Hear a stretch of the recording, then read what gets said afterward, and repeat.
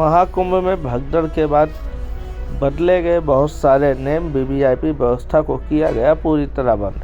आपको बता दें कि महाकुंभ में मंगलवार देर रात हुई भगदड़ में मौतों के बाद सख्ती बढ़ा दी गई है।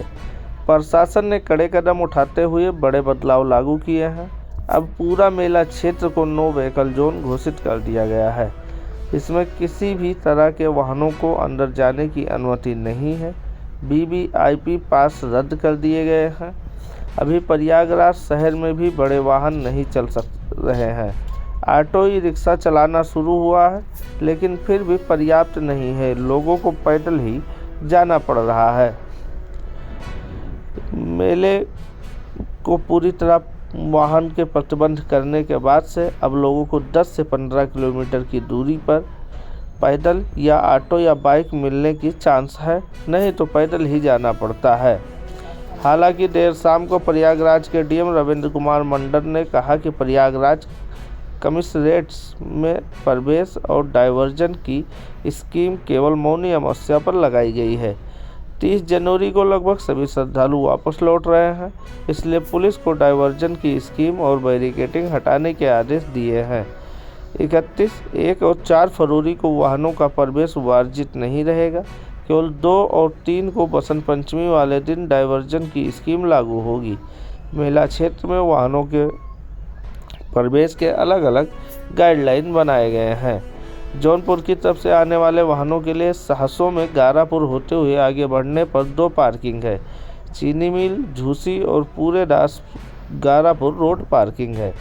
वहीं वाराणसी से आने वाले के लिए कन्हार रेलवे अंडरब्रिज होते हुए आगे बढ़ने पर शिवपुर, उस्तापुर, पटेल बाग और कान्हा मोटर्स पार्किंग है।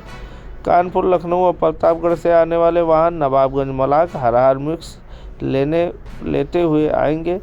बेली कछार और बेला कछार में पार्किंग है। रीवा रोड से आने वालों पर नैनी एग्रीकल्चर इंस्टीट्यूट पार्किंग और नो प्रोग्राम पार्किंग है।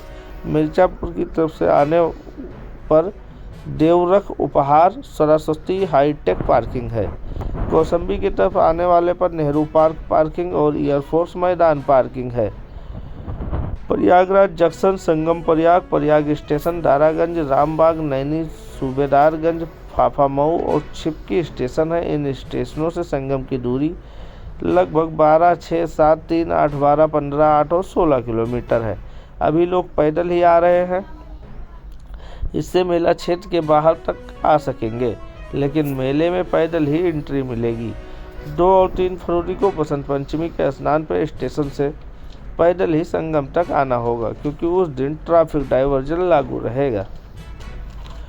वहां के ताज़ा हालात पर निर्भर करता है कि अभी स्थिति में वाहनों को एंट्री दी जा रही है। आप जिस रास्ते आ रहे हो वहां शहर के बाहर जगह जगह पार्किंग बनाई गई है, वहीं वाहन खड़े करने होंगे। लेकिन 1 और 2 फरवरी को वाहनों की भीड़ बढ़ सकती है, इसलिए बॉर्डर पर रोक लगाई जा सकती है। विंध्याचल, मिर्जापुर, चुनार की ओर से आने वाले ट्रेन नैनी प्रयाग जंक्शन पर ही रोक दी जाएंगी। आपको बता दें कि वीवीआईपी घाट पर गाड़ी खड़ी करने की अब तो ना अनुमति है और ना वीवीआईपी पास अब चालू है। सारे पास को कैंसिल कर दिया गया है। कोई प्रोटोकॉल 4 फरवरी तक नहीं रहेगा। सिर्फ मेले में तैनात अफसरों की गाड़ियां ही चलाई जाएंगी। मेले में फंसे वाहनों को बाहर निकालने पर कोई प्रतिबंध नहीं है, सिर्फ एंट्री पर बैन है, उन्हें निकाला जा सकता है। पहले किसी साधन से मेला क्षेत्र के बाहर आना होगा, फिर पैदल ही सामान लेकर आना होगा। पूरा मेला वन वे है। जाना और आना पहले से आसान हो चुका है। घटनाओं के बाद ही अक्सर प्रशासन जागता है। अगर पहले ही वन वे किया जाता तो हो सकता है कि भगदड़ नहीं होता। आपको बता दें, मेला क्षेत्र के बाहर तक लोकल वाहनों की एंट्री है। वहां से संगम के लिए 4 से 5 किलोमीटर तक पैदल चलना होगा। नावें चल रही हैं। संगम तट जाने की अनुमति है, लेकिन बसंत पंचमी के दिन इस पर रोक लगाई जा सकती है। अभी मुख्य स्नान पर ऐसा ही होता आया है। आपको बता दें कि महाकुंभ भगदड़ के दूसरे दिन भी आग लग गई। कई पंडाल जल गए। फायर ब्रिगेड पहुंची और 11 दिन पहले हुआ था। प्रयागराज महाकुंभ मेले में भगदड़ के एक दिन बाद गुरुवार को आग लग गई। मेला क्षेत्र के सेक्टर 22 में कई पंडाल जल गए। फायर ब्रिगेड मौके पर पहुंची, आग पे काबू पा लिया गया है। जहां आग लगी है वहां पब्लिक नहीं थी, इसलिए कोई जनहानि नहीं हुई है। सीनियर अफसर मौके पर पहुंच गए। हालांकि आग किस वजह से लगी अभी तक क्लियर नहीं हो पाया है।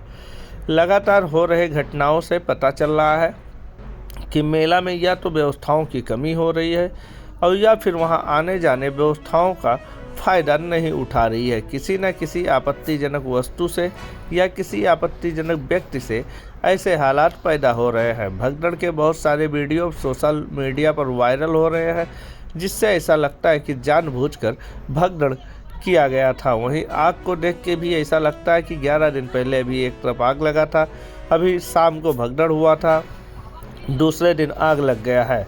ये सारी जांच की विषय है। देखना यह है कि सरकार कुंभ को 26 फरवरी तक कैसे चलाती है। यहाँ पर व्यवस्थाओं का क्या इंतजाम अब दोबारा किया जाएगा और क्या इस पर कोई कार्रवाई या जांच बैठेगी।